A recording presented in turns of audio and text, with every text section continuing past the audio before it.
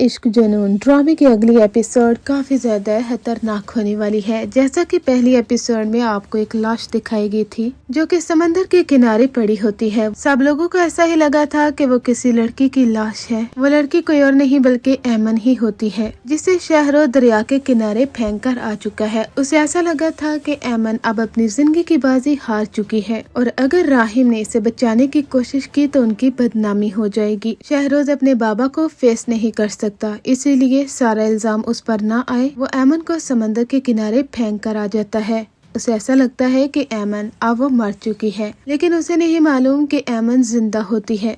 इधर राहिम जब वो मोम को लेकर अपने कमरे में आता है तो वहाँ पर शहरोज और उसके दोस्त सब कुछ साफ कर देते हैं और ऐमन को लेकर वहाँ से फरार हो जाते हैं। राहिम काफी हैरान होता है। वो अपनी मोम को बता देता है कि शहरोज ने ऐमन के साथ बहुत बुरा किया है, यहाँ तक कि ऐमन को चोट लगी है और वो जिंदगी की बाजी हारने जा रही है। मोम, मैं ऐमन को बचाना चाहता हूँ, इसीलिए मैंने उससे कहा कि वो उसे पिछले दरवाजे से लेकर जाए और उसे जल्द से जल्द हॉस्पिटल में मुंतकिल करना होगा। लेकिन शहरोज उसे पता नहीं कहाँ लेकर चला गया है। उसकी मोम ये सब कुछ सुनकर तो दंग रह जाती है। वो कहते हैं कि यह क्या कह रहे हो तुम राहिम, शहरोज ऐसी हरकत नहीं कर सकता। लेकिन राहिम कहता है कि उसने ऐसा ही किया है। वो बहुत बड़ा गुनाह अपने सर पर लेने जा रहा है। इस तरह ऐमन की जान को न बचाकर वो उसे मरने के लिए छोड़ने जा रहा है। मोम, लेकिन उसकी मोम कहती हैं मैं सोच भी नहीं सकती कि मेरा बेटा शहरोज ऐसी हरकत करने वाला है। अब राहिम जो कि बेकसूर इस सारे मामले में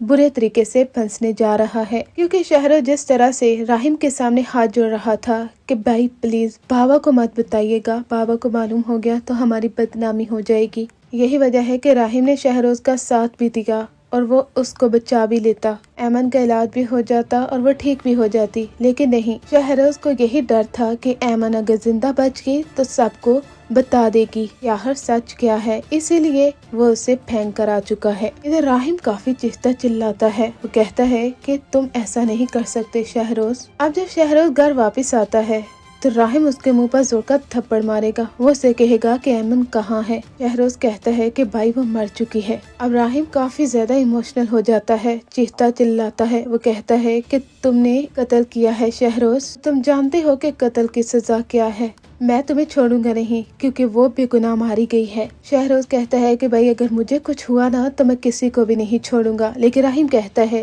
कि तुम्हें जेल की सलाहों के पीछे जाना होगा, क्योंकि मैं एक बेकसूर लड़की के साथ ऐसा नहीं होने दे सकता। उसके मुजरिम को सजा तो जरूर मिलेगी। अब यही तो ड्रामे का एक टर्निंग पॉइंट होता है, जहाँ पर शहरोज सारी बाजी पलट कर रख देता है, क्योंकि शहरोज के पास तो वो वीडियो मौजूद होती है जिसमें राहिम ऐमन के कंधे पर हाथ रख रहा था जब उसने उसे पूल से निकाला था, और इसी वजह से ही राहिम फंस जाता है।